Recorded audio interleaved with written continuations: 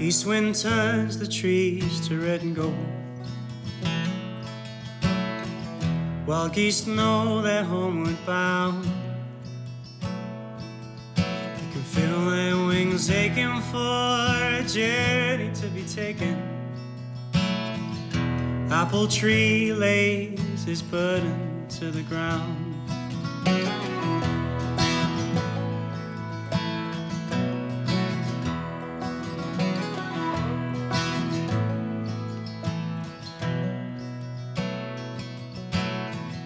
Now a frost lays on the hawthorn, shrouding rusted jewels upon her boughs. The robin darts between oak and larch. Blackbird calls the last notes on the autumn. After the show, where do we run to? Broken nights must come today. Before this ends, I'll turn my collar to the wind.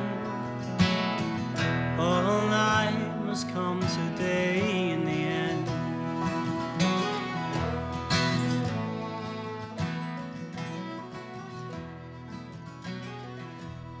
The reason that I paint landscapes, and this particular view of Falcon Crag I've painted several times, probably eight or 10, and each time I paint it, it's like starting afresh, and that's because the view is very, very beautiful. It's quite outstanding, and I know we're in a time where we're losing so much of our wildlife, especially around the lake, and we still have the image of the rocks and the trees and the water.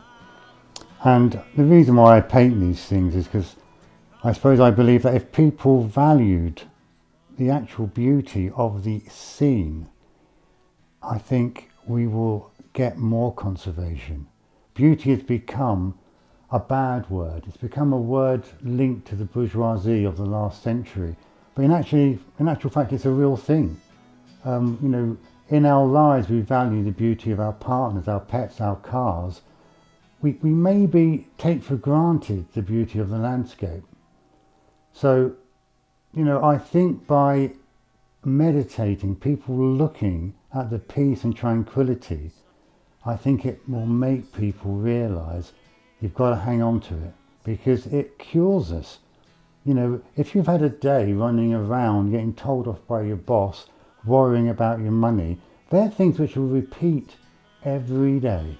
But when you look at Falcon Crag presiding like an old man over the water, he's going to be there for generation after generation.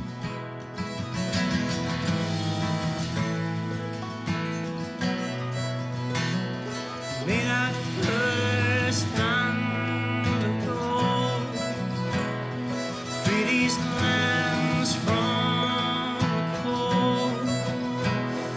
May the first rains of April wash away these winter woes.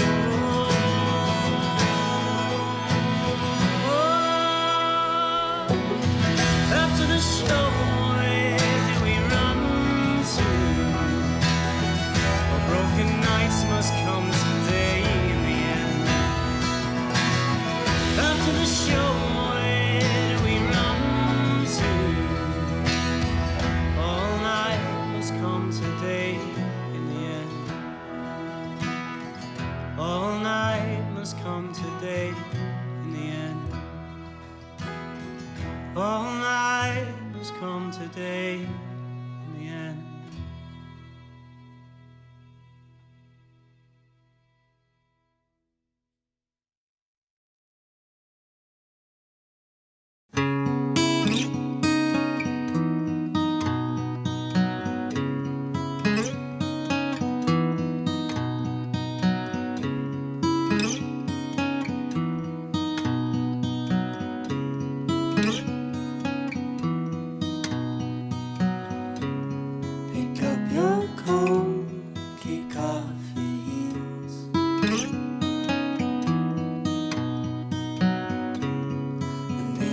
house by the field.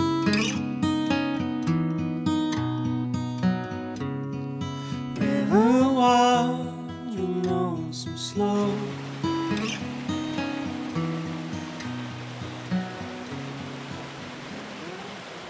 The Lake District's impact on my mental health has been really profound. I'm stood right here by Derwent Water. I've got cat bells behind me, and that's one of my favourite fells to go up. And I used to do that every day when I was younger. I just particularly loved, being able to just sort of have an escape. Being homeschooled and sort of just being at home. It always was really important to have, a place to go. And so, living in the Lake District and sort of living in Keswick has sort of allowed me to always have sort of a back door to the the fells, and that's really been able to allow me to just disconnect from things and just decompress. And I think that nowadays we really need that in our lives. And so yeah, I used to come here every day as well to this particular spot and play in the water. I used to swim in here quite a lot, and I always just found that was a really good way just to relax and just forget everything else that's going on in the world. And I think you just sort of need that in your life, and I think that living in the Lake District, it's sort of a free ticket to that, as it were. So yeah, it's just been a huge one, and I think that I'd have a very different and probably a much less happy life if it weren't for the natural beauty and the scenery that the Lake District offers. I first moved here about 8 years ago now. It was from London, and I was blissfully unhappy there. I wasn't actually playing music when I lived in London. It had sort of left my life and left a huge void there, really, and that's where the lakes came in to fill it. Came back here for a few days of a bit of soul searching, and knew really quickly that I needed to be here. Life needed to move me here, and it took a lot of work. It was a few years of work to get back here, and slowly but surely this place brought music back into my life, but in a different way to how it had been there before. It had a few scars to it, and it was a little bit battle worn, I guess, and it had a maturity that it didn't have previously, and so much of that was just inspired by being in this environment.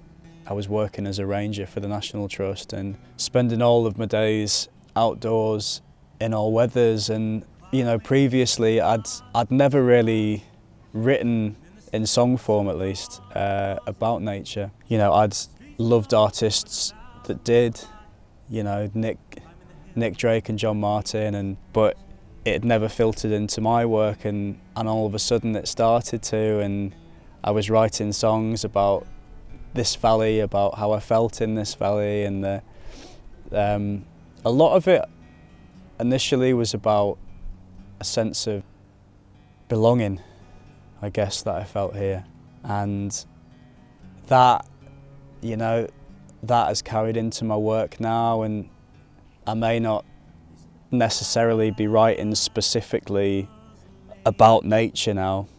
I'm writing much more about the human experience, but nature and this place is always it's always the canvas for it. I don't write well in the city. I don't write at all in the city. I need space, and I need the bird song, and I need the sound of water.